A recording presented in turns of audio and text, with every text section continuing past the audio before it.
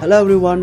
देखो हम लोग लाइफ का रेस में इतना बिजी हो जाते हैं कि खुद को खुश रखने के लिए हम भूल जाते हैं, पूरा काम में डूब जाते हैं। और कभी कभी तो डिप्रेशन में भी डूब जाते हैं। मगर कभी कभी खुद को भी खुश रखा करो, खुद का भी ख्याल रखा करो, ठीक है।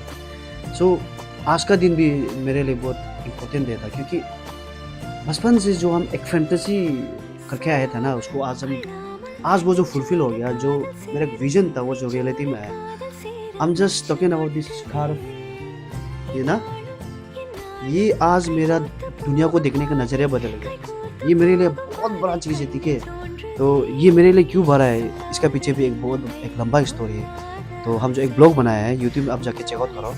तो ये जो देख रहे हैं ना, TE108, ये मेरे यूट्यूब चैनल का नाम है, या मेरे यूट्यूब का लोगो है।